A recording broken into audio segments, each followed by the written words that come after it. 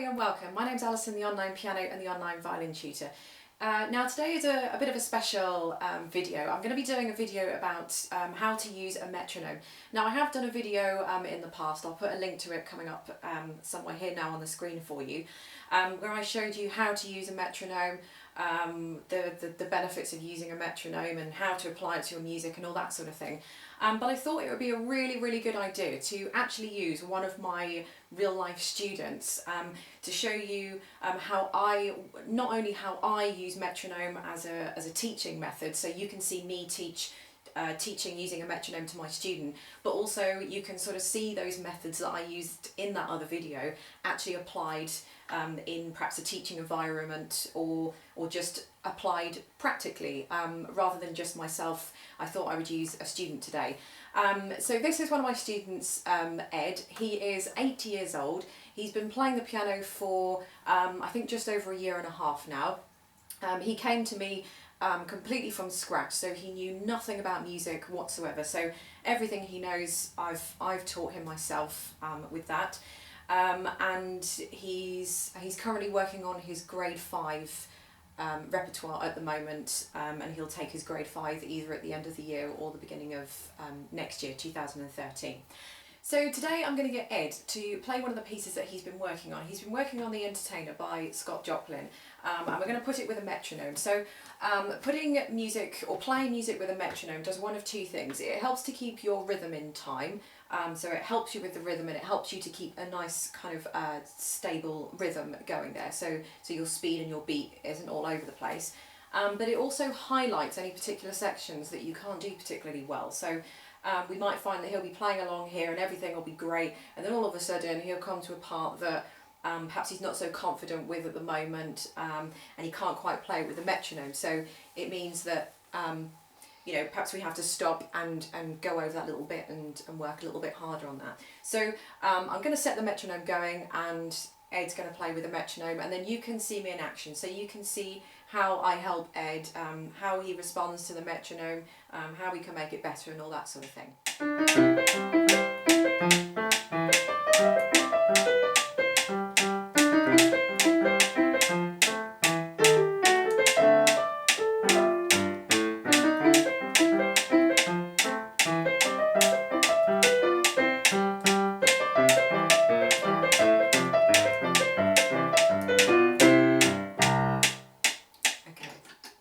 Okay, thanks Ed. So this is a typical example of what I see with a student playing with a metronome, and perhaps what you actually personally might encounter at home when you're playing with a metronome. So if you could all tell there, Ed was playing slightly faster than the metronome. So what I've got to do now is almost rein him in a little bit and try and get him to play at the speed of the metronome.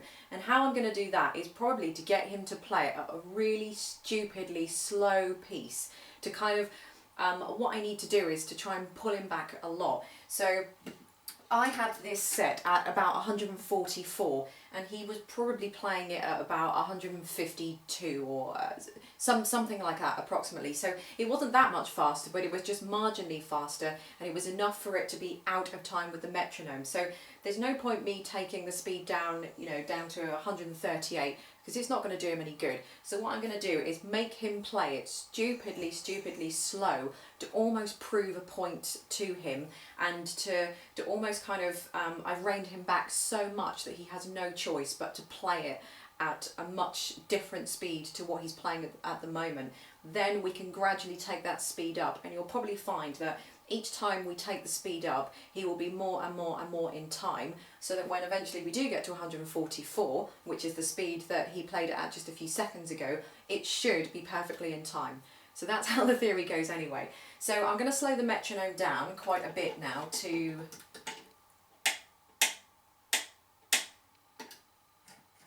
I've got it set at, say, 100, something like that. So it's quite irritatingly slow, but it's going to be really good for his brain and his fingers, because he's now going to have to actually work a little bit harder to take the speed completely, you know, much slower than it actually was a second ago. Right, so same bit again, let it tick.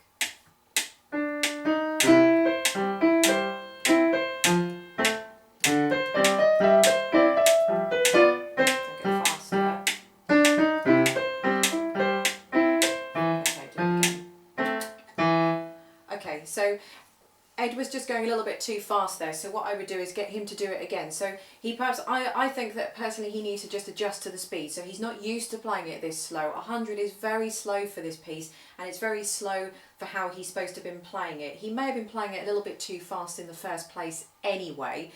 The Entertainer notoriously is played very fast, and it actually shouldn't be played that fast at all. It should be played at a nice steady pace.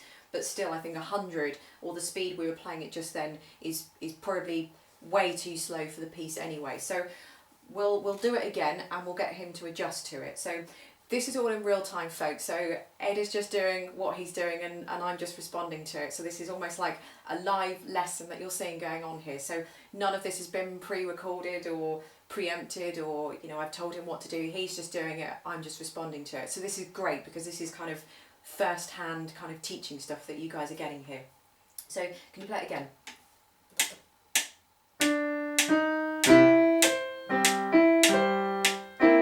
It's a bit too slow now. So like this.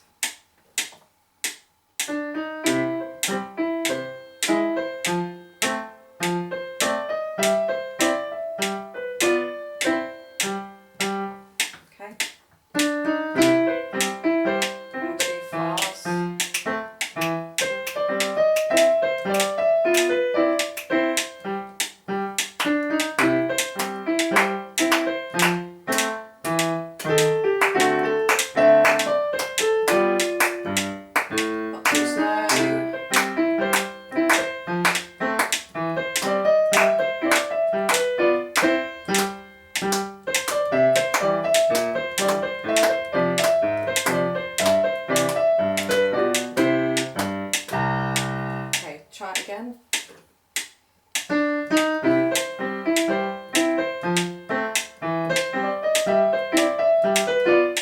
That's not too fast, keep it steady.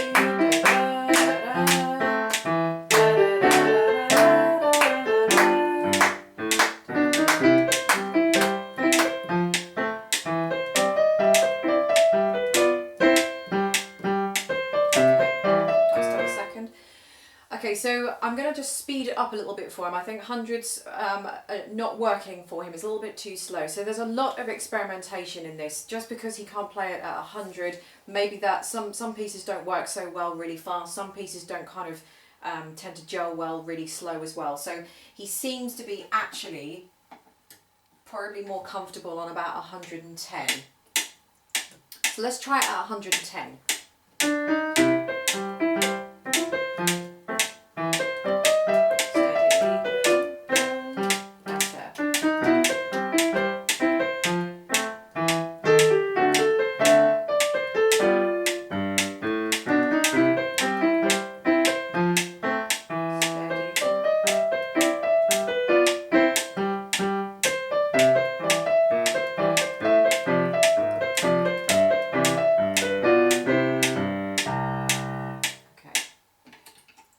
So that was a much better speed for him at 110 there. So there were a few little sections that perhaps he slowed down at, especially the bit that was...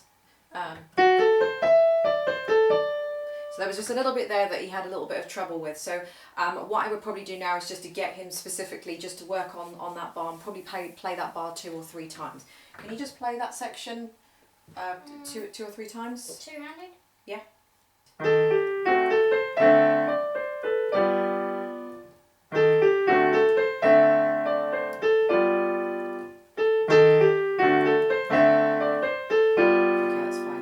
So yeah, so I'm just going to get him just to repeat those bars. I'd probably get him to do it a few more times just so that I was happy, and then I'd get him to go back a few bars and join it all together just so that we were happy. So that would be an example of the metronome highlighting parts that he wasn't quite so secure with, because when it came to those parts, he slowed down a little bit with the metronome.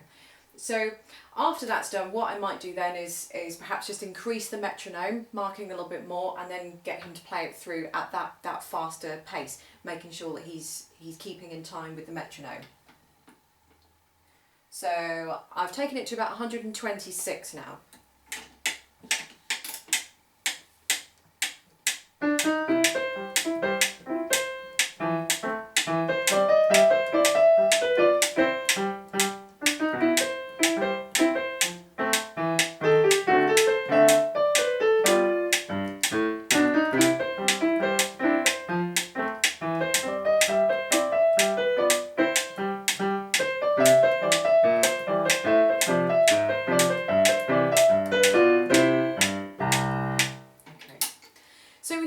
not 100% in time with the metronome, and I can hear that. I don't know if you guys can hear that on the camera, but you know, for the purpose of not making this video like hours and hours long, I would personally now at this point not move on to the next stage. I wouldn't have moved on to this stage from the last stage when I was at when I was on 112, and I just moved it on to about 126. I wouldn't have actually moved it on to 126 until I was happy with him doing it at 112.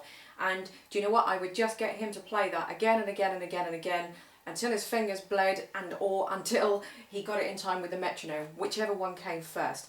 Then once I was happy with him playing it at 112, then I would make him play it at 126, and I wouldn't move it on from this pace until I was happy that he could play it. So I might just get him to play it a few more times so that I'm happy that he's got the 126. So he's listening less to the music and he's listening more to the metronome. As I find with students that they can hear the metronome, but they're not really always listening to the metronome. They've still only kind of got half an ear on the metronome, and they really need to make sure that metronome's there, which sometimes is why I kind of come in and clap, because my clapping is a louder force than a metronome, and you can see me clapping. Now I know some of you guys won't have access to that at home, and you will just have to suffice with the metronome, but you know, again, just for the purpose of today's lesson, and plus Ed actually is in a lesson with me anyway, so I would do that just to help him out, and then when he gets home I would expect him for the rest of the week to be playing it along with the metronome. But sometimes what I do with students is to set them a challenge of playing the entertainer at 100. So get them to play it really slow, because once I found that they've gained that control at playing it really slowly and they've got it with that beat, it means that they've got the beat of it, they've reined it back in, they've trained themselves to play something that they've not necessarily played before. So it's almost like playing a whole new piece when you play this at 100. And then I find that I can do whatever I want with it. So if I do want to speed it up, then I've already gained that control by getting him to play it at 100. So this week, at the end of Ed's lesson, I would probably set him the task of, next week, Ed, I want you to play the entertainer at the speed of 100, and that's all I want him to do all week. I won't want him to do it at any other pace, just at 100, and it will be really boringly slow, but he'll thank me for it at the end of the week, because next week when he comes, not only will he have learnt this inside and out, he'll have gained great control of the music as well. His fingers will have maximum control over the piano, and his rhythm and his beat should be perfect as well. So that's kind of what I would do. So perhaps I'll just carry on a little bit more. Let's take the speed up just a fraction. Oh, actually no, I'm going to take it down to 100, and I'm going to get Ed to play this at 100. So again, this isn't going to be perfect because I'm trying to kind of cram, you know, like a week's worth of Ed's learning into one kind of few minute or so video. So he's not going to have grasped the situation now. If any of you are out there thinking, well, it's still not in time. No, it's not in time, because he's not had that week's worth of practice that I'm about to set him. But the lessons aren't about trying to cram a week's worth of practice, because that's what I expect my students to be doing in the week in between having their lessons. So today is Wednesday, for example, so when I see Ed next Wednesday for his lesson, I will have expected him to have achieved a week's worth of practice, which is to have nailed playing the entertainer at the speed of 100. So I'm going to get him to do it at 100 now, just so he knows what it's going to be like, and so he knows what he's got to do at home, and so he knows what to expect. And then I would just expect a much better or a much polished version when I see him next week. So let's put it down at 100. Just let it go, and then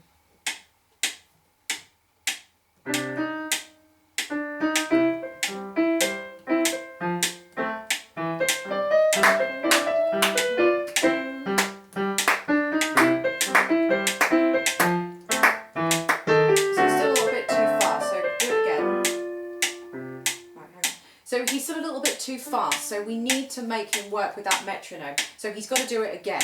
So I'm going to make him do it again, so he realises that he's playing too fast. Okay, go for it again. That's better. Speed.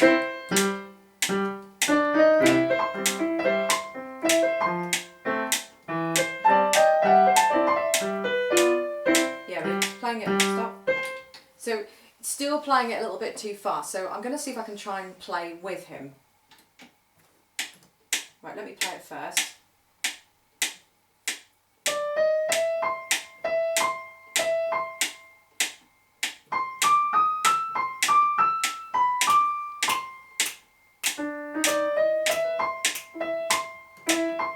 Yeah, try it in.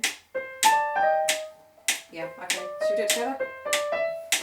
1, 2, 3.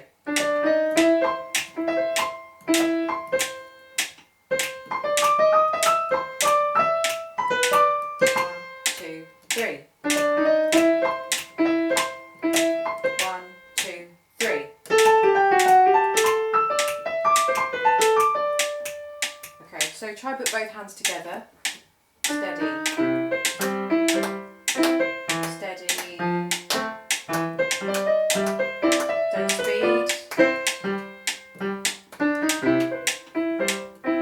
Right, so slower. So I might see if I can try it even slower with Ed to get him to play it slower. So he's having trouble playing it slowly at the moment. So I'm going to see what happens if I take the speed down even more, so it's much more slower than it should be, to kind of prove the point that it is actually a lot slower than he thinks it is. Let's take it down to da da da da. Don't speed.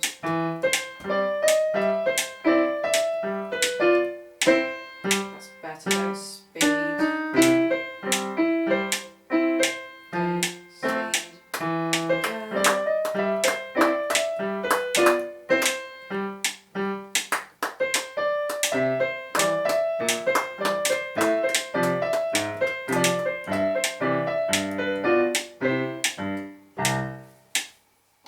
So that worked a little bit better there actually, so getting him to play at 80 did work much better. Now what actually might have helped him out a little bit if I'd have doubled up the metronome speed, so instead of it going da da da da da da da, he might not be able to feel that beat too much, but if it was beating twice the speed, da da da da da da da da, so perhaps you could try that. So it's just a case of experimenting with things. Right, so same speed. Yeah.